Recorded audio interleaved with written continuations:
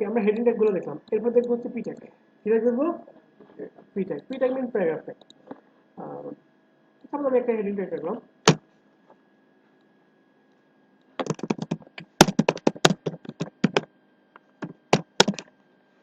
We are batch 165। এটা হচ্ছে আমাদের হেডলাইন। এখন আমাদের সম্পর্কে যদি আমরা বিস্তারিত লিখি তাহলে আমাদেরকে পি ট্যাগ ইউজ করতে হবে। পি ট্যাগ ইউজ করতে হবে, পি ট্যাগ। ওকে, এই হচ্ছে পি ট্যাগের ওপেনিং, এই হচ্ছে পি ট্যাগের ক্লোজিং। এখন আপনি বসে বসে পি ট্যাগ লিখবেন, ঠিক না? প্যারাগ্রাফ ট্যাগের ডেসক্রিপশন লিখবেন। এটা না লিখে আপনি লিপসাম নামে একটা ওয়েবসাইট আছে, লিপসাম.com, এখান থেকে আমরা কিছু টেক্সট নিয়ে আসতে পারি, লোরের মেথড টেক্সট বলা হয় এখানে। এই টেক্সটগুলো নিয়ে আসলে আপনার প্যারাগ্রাফটা তৈরি হয়ে গেল। আপনার বসে বসে প্যারাগ্রাফ লেখা লাগবে না, জাস্ট ডেমো টেক্সট এই পি ট্যাগের ভিতরে দিয়ে দিলাম।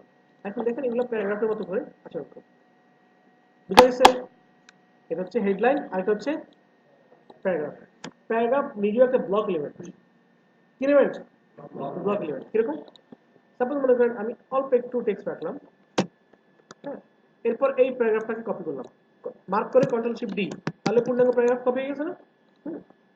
হয়ে যাওয়ার পর এখন এটা রিলোড দেন, দেখেন এটা পূর্ণাঙ্গ লাইন নিয়ে নিয়েছে, এটা আরেকটা লাইনে চলে গেছে। তার মানে কি দুটোই ব্লক এলিমেন্ট। হোভার করলে মানে কার্সর নিয়ে আরো ভালো বুঝতে পারবেন। ইয়ে সবাই, আপনার প্রত্যেকটা ট্যাগের বৈশিষ্ট্যগুলো জানা জরুরি, যে কোন ট্যাগ কি ধরনের রিঅ্যাকশন দেখাচ্ছে, ঠিক আছে? তাহলে আপনি ডিজাইনে আরো সুবিধা পাবেন যে কোন ট্যাগকে কি স্টাইল দিলে সে কিরকম হবে। ঠিক আছে ভাই? এই ছিল আমাদের পি ট্যাগ। তারপর হচ্ছে বিআর। বিআর ট্যাগ হচ্ছে লাইন ব্রেক করে। সাপোজ আমি ইপসাম এটার পর লাইনটা ব্রেক করতে চাই, সেক্ষেত্রে আপনার দিতে হবে বিআর ট্যাগ। বিআর ট্যাগ হচ্ছে সিঙ্গেল ট্যাগ, এটার কোনো ক্লোজিং পার্ট নেই। এই লাইনটা ভেঙে গেছে। বিআর এর পরে হচ্ছে HR. HR means horizontal ruler. Horizontal মানে কি?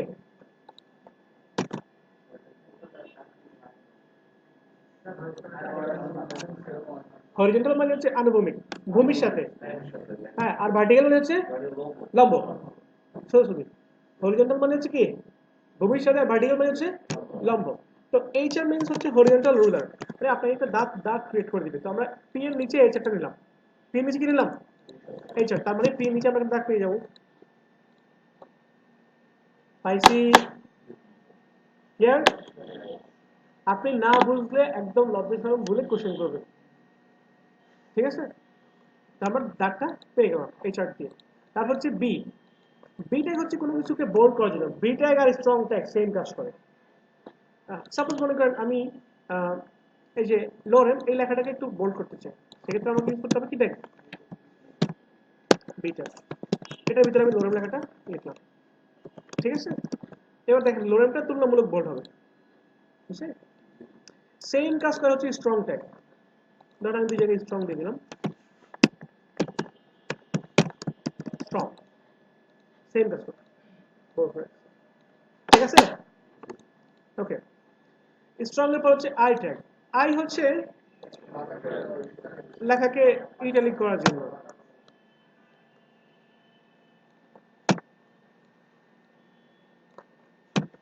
ধর আমি আই ট্যাগ শুরুতে রাখলাম আর শেষে আই ট্যাগ শেষ করে নিই, তার মানে এই লেখাটা আই ট্যাগের ভিতরে চলে আসছে না? ওকে, তাহলে এই লেখাটা এখন বাঁকা হওয়ার কথা। এই যে বাঁকা হয়ে গেছে ইতালি।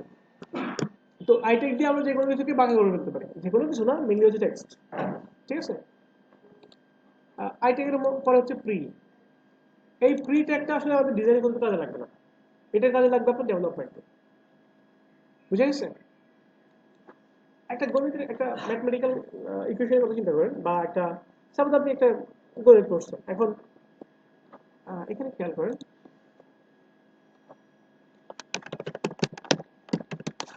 লোরেমের 30টা, ব্যাপারটা ম্যাজিক হয়ে গেল না? আমি এটাকে এভাবে আনবো না, আমি কিছু টেক্সট নিয়ে আসি এই পিস ভিতরে দেওয়ার জন্য। সাপোজ মনে করেন অল্প কয়েকটা টেক্সট আনি,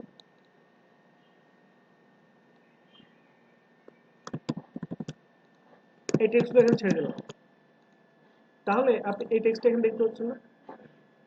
এখন আমি যদি এটাকে কয়েকটা জায়গায় বিয়ার দিয়ে দিই,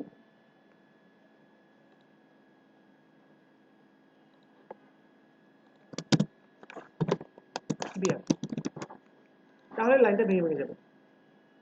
আমরা যখন অঙ্ক করি তখন প্রতিটা লাইন পরে পরে পরে নিচে নিচে দিয়ে দিই না, তাহলে কি হয়, অঙ্কটা বুঝতে সুবিধা হয়। কিন্তু যদি আমরা অঙ্কটাকে এরকম লাইন নিচে নিচে না দিয়ে পাশাপাশি রাখি, তাহলে এই অঙ্কটা বুঝতে চাপ হবে। বুঝে গেছে? কারণ আসলে ইউজ টু একটা ব্যাপার আছে যে নিচে নিচে আসে। তো বিআরের কাজটা হচ্ছে আপনি ব্যাক এন্ডে বা ডেভেলপমেন্ট পার্টে যখন সাপোজ কোন একটা অ্যারের ভিতরে ডাটা দেখবেন, ডাটা দেখার জন্য আমরা বিআর ইউজ করবো, সেই ডাটাটাকে সুন্দর করে ফরম্যাটিং করে দেখাবো। তো এই বিআরের ডিজাইনে আসলে কোনো কাজ নেই, সরি বিআর না, প্রি। এই প্রিটাকে আমরা দেখবো হচ্ছে ডেভেলপমেন্ট পার্টে, এটা হচ্ছে ডাটাকে ফরম্যাটিং আকারে দেখানোর জন্য ইউজ করা হয়। আমি আপনাদেরকে ডেভেলপমেন্ট পার্টে অবশ্যই কোশ্চেন করবো যে কোন ট্যাগটাকে আমরা ডাটা ফরম্যাটিং আকারে দেখার জন্য ইউজ করছি, প্রি ট্যাগ। ওকে, এটা হ্যাঁ, right. তো এর হচ্ছে স্ট্রং ট্যাগ, এটা অলরেডি দেখে নিচ্ছি। এর হচ্ছে সাব আর সুপ। হ্যাঁ, সাব আর সুপ খুবই সুন্দর, ইন্টারেস্টিং ট্যাগ। সাপোজ আমি সূত্র লিখি, a plus B whole square, উপরেরটা কি পাওয়ার না, পাওয়ার। এখন এটা কি পাওয়ার হিসেবে আছে, পাশাপাশি আছে, এটা হচ্ছে পাশাপাশি আছে। তো আমি যদি এখানে জাস্ট সুপ ট্যাগটা নিয়ে আসি, তাহলে দেখেন এটা পাওয়ার হিসেবে কাজ করবে। কিসের কাজ করতেছে, পাওয়ার হিসেবে। আর ঠিক এটাকে যদি আমি সাব হিসেবে ইউজ করি, সাব, তাহলে কি হিসেবে কাজ করবে, এটা কাজ করবে হচ্ছে বেস হিসেবে। কি হিসেবে, বেস। নিচেরটাকে বলা হয় বেস আর উপরটাকে বলা হয় পাওয়ার। ঠিক আছে? ওকে, তারপর হচ্ছে U tag. U means underline, U means underline. Suppose আমি প্রি ট্যাগের মধ্যে দিলাম ফেসবুক, লিখলাম, লেখাটা আসবে। ঠিক একই লেখা যদি আমি ইউ ট্যাগের মধ্যে নিই,